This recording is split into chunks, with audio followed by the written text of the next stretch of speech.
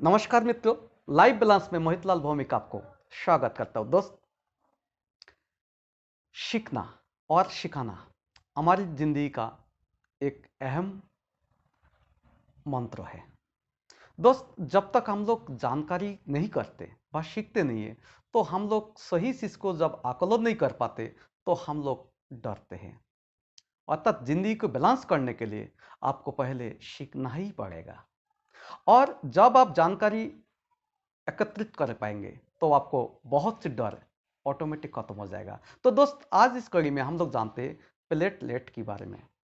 Platelet platelet आमतौर पे dengue में बहुत ज़्यादा इंपॉर्टेंस ही है, बा आदमी बहुत ज़्यादा इस सीजन में चर्चा करते हैं।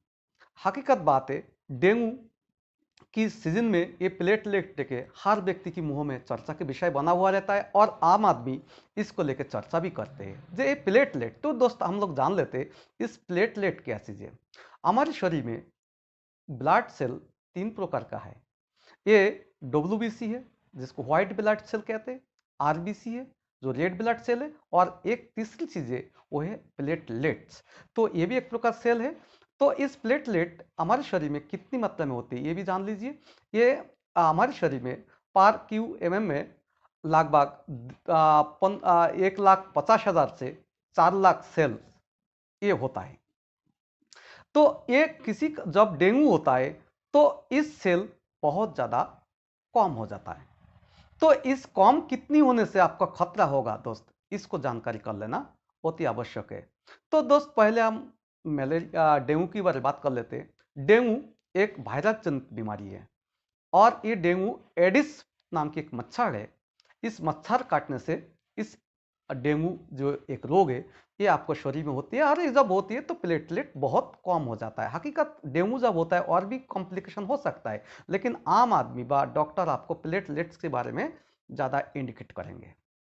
तो इसीलिए आज मैंने प्लेटलेट की जानकारी देने के लिए कोशिश कर रहा हूँ। तो दोस्त, तो डेंगू के बारे में बताया, जो एडिस मच्छर जब पहले संक्रमित होता है और जब किसी अच्छे व्यक्ति को, स्वस्थ व्यक्ति को काटते हैं तो उसको भी डेंगू नाम की एक बीमारी हो जाता है। और उस जब होती है तो वो प्लेटलेट बहुत तेजी से नीचे, बहुत तेजी से गिर जाता है।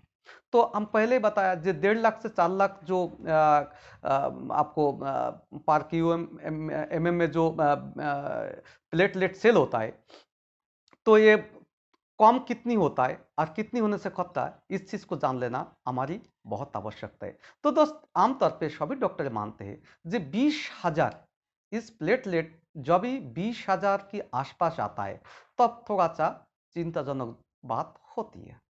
वो भी कोई खतरा नहीं है, लेकिन डॉक्टर को थोड़ा उस टाइम सजग और सतर्क रहना पड़ता है जो उसको प्लेट की जरूरत नहीं पड़े। तो दोस्त, पहले हम लोग जान लेते हैं प्लेट को क्या, ये इतनी चर्चा की विषय है, ये हकीकत ये प्लेट की काम क्या है। हमारे शरीर में जो प्लेटलेट्स की जो काम है, ये है खून को थक्का जमाना, अर्थात कोगुलेशन टाइम, अर्थात जो ब्लीड, जो हमारी खून की थक्का जमना। मान लो कोई जगह आपको कट गया, तो अगर प्लेटलेट्स कम होगा तो वहां से खून बंद ही नहीं होगा, बहते ही रहेगा। तो इसीलिए अच्छा मात्रा में जब भी प्लेटलेट होगा तो खून को एक टाइमिंग होती है, लगभग 5 मिनट उसको जो कोगुलेशन टाइम है, इसी टाइम में वो बंद हो जाना चाहिए। तो इसीलिए प्लेटलेट की आपको शरीर में इंपॉर्टेंस होती है। तो इस प्लेटलेट किसी कारण से कुछ कुछ मरीज होता है जो थोड़ा 20,000 से ऊपर बा 10,000 से आसपास जब होता है, 20 से 10 इसके आसपास ब्लीडिंग टाइम होती है। लेकिन इससे नीचे जाने से ही ज़्यादा, 10,000 से नीचे जाने से तब प्लेट चढ़ाना आवश्यक होता है, डॉक्टर को मानना है।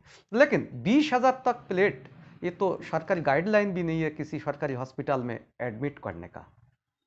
तो प्लेटलेट को जब भी आप बहुत ज़्यादा बा 20,000 से ऊपर है तब तक आप डरिए मत।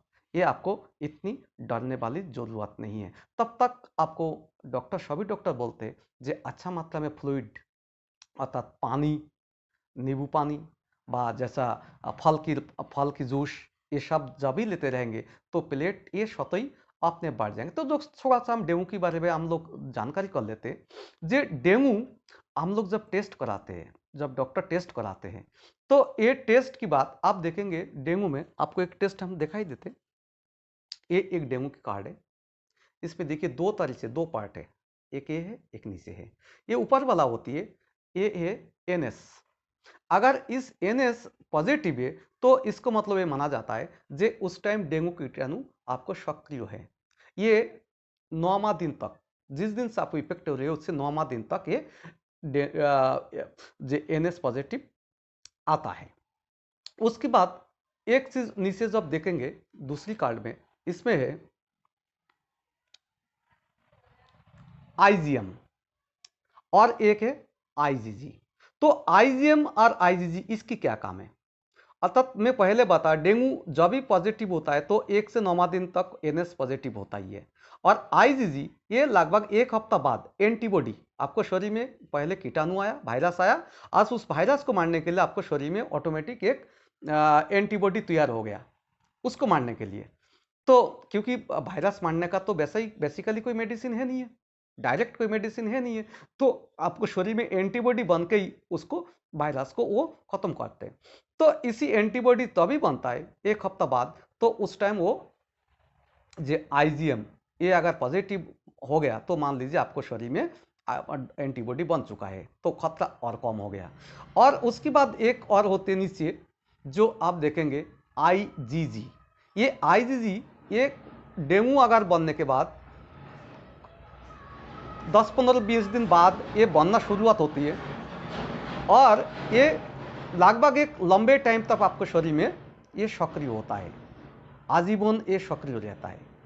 तो इसीलिए जे IgM जब भी हो गया तो ये मान लीजिए आपको बीमारी ठीक होते जा रहा है। वैसे ही आमतौर पे डेंगू हो जाए ये 4 या 5वां दिन तक थोड़ा प्लेट कम होते ही जाता है, और जब भी 4 या 5वां दिन बाद ये प्लेट ऑटोमेटिक स्वतः ही बढ़ जाते हैं। हमारे घरेलू उपाय बहुत कुछ करते हैं, लेकिन इसकी कोई वैज्ञानिक प्रूफ नहीं है जे प्लेट किससे बढ़ाया जाए व किससे ऐसा कोई चीज़ खा लीजिए जिससे प्लेट बढ़ जाए, ऐसा कोई प्रूफेबल बात है नहीं है, साइंटिफिक प्रूफ अब तक नहीं हुआ। लेकिन आमतौर पे बहुत सी लोग कुछ कुछ चीज़ इस्तेमाल करते हैं, लेकिन वो कोई प्रूफेबल बात नहीं है, इसीलिए हम उसके बारे में नहीं बात करेंगे। लेकिन इस बात को निश्चित मान लीजिए आपको 4 या 5वां दिन ये प्लेट ऑटोमेटिक बढ़ना शुरुआत होती है।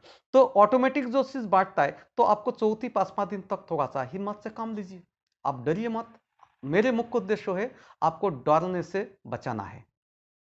ज्यादातर सब डराते ही है क्योंकि डर का बिजनेस, कुछ स्वार्थी डॉक्टर आजकल इसको जब भी 1 लाख प्लेट हो जाती है तभी आपको डराना शुरुआत कर देते हैं। बोतल की बात बोतल चलते ही रहता है, उससे इनकम करने में सुविधा होती है दोस्त। आप बिल्कुल मत डरिए। अगर आपको उल्टी बहुत नहीं हो रहा है, वॉमिटिंग नहीं हो रही है, तो अगर आपको वो जो बताया, हाँ इसके बारे में एक बहुत इंपॉर्टेंट सी बात हम बता दें दोस्त। ये फ्लूइड वाली बात है। ये देखिए इसमें हेमोटोक्रेट, डेंगू में इस हेमोटोक्रेट ये बहुत इंपॉर्टेंस रखता है। ये जब भी ये आमतौर पे 37 से 47 इसको रेंज होता है, तो जब आपको शरीर में फ्लूइड कम होगा तो ये बहुत बढ़ जाएगा, और जब ये बहुत बढ़ जाएगा 47 व 45 से ऊपर चला जाता है तब ये माना जाता है कि आपको शरीर में हेमोग्लोबिन और जो फ्लूइड है प्लाज्मा इसको बैलेंस थोड़ा गड़बड़ी हो रहा है, तब आपको फ्लूइड की जरूरत पड़ती है। लेकिन अगर अच्छे मतलब आप पानी ले पाएंगे, अच्छा मतलब जूस फल खाएंगे तो ये बैलेंस बिल्कुल बने रहेगा। आपको डरने का कोई ज़रूरत नहीं है, आपको अलग से फ्लूइड बोतल लगाना कोई आवश्यकता नहीं है। इसीलिए जब भी आप देखें इस जब CBC, आजकल CBC टेस्ट आमतौर पे डॉक्टर की बहुत इंपॉर्टेंस हो गया, और CBC टेस्ट में आप इस हेमोटोक्रेट को आप नज़र करिए। अगर ये नॉर्मल रेंज में है तो आपको अगर उल्टी नहीं हो रहा है तो आपको बोतल की व इस तरह से कोई चीज़ की ज़रूरत नहीं पड़ता है, और आप अच्छा मात्रा में फल खाएंगे, अच्छा मात्रा में जूस पियेंगे, लिक्विड चीज़ लेंगे तो आपको घबराने का कोई ज़रूरत नहीं है। प्लेट 20,000 तक कोई टेंशन वाली बात नहीं होती है। 20,000 से नीचे जब जाता है तब डॉक्टर थोड़ा सतर्क होता है, जे और ज़्यादा कम होगा तो कोई ज़रूरत नहीं है प्लेट चढ़ाना पड़े, इसीलिए सतर्क रहना जरूरत पड़ेगा। और बहुत कम % मरीज को इसकी ज़रूरत पड़ती है, डॉक्टर का ही कहना है। तो इसीलिए जब डॉक्टर को कहना है तो आप घबराते क्यों हो? घबराना बिल्कुल नहीं है, आप टेंशन फ्री रहिए। 20,000 से ऊपर है तो आपको कोई निश्चिंत रहिए, और आप अधिक मात्रा में फल और जूस पीते रहिए। ठीक है दोस्त। और जब भी आपको फल के जूस लेते रहेंगे आपको शरीर में ऑटोमेटिक एंटीबॉडी भी बनेगा, आपको विटामिन सी अच्छा मात्रा में जाएगा, तो अच्छा मात्रा में एंटीबॉडी जब बनेगा तो आप जल्दी से जल्दी स्वस्थ हो जाएंगे। और मैं बता दिया जे 1 से 9 दिन तक ये वायरस एक्टिवेट होता है, और चौथी या 5वां दिन जाके ये लगभग इसको जो मेन जो क्लाइमेक्स टाइम है डेंगू का, वो है चौथी या 5वां 6वें दिन तक। इसके बाद ऑटोमेटिक पेशेंट ठीक होते जाते हैं। इसीलिए आपको डरिए मत। आपको प्लेट अगर ठीक ठाक रह रहे, एक 20,000 से ऊपर रह रहे, तो आप बिल्कुल 100% ठीक रह रहे हो, आपको कोई डरना जरूरत नहीं है दोस्त। हमारी मुख्य उद्देश्य हो आपको डर को खत्म करना, क्योंकि डर डर के हम बीमारी को और अधिक बढ़ा लेते हैं, बहुत सी नई नई चीज़ बना लेते हैं। तो जब भी डर खत्म करेंगे तो आप बहुत सी नई बीमारी से आप बचते रहेंगे दोस्त। अगर जानकारी अच्छा लगे, सब्सक्राइब आपका ही चैनल लाइफ बैलेंस। नमस्कार।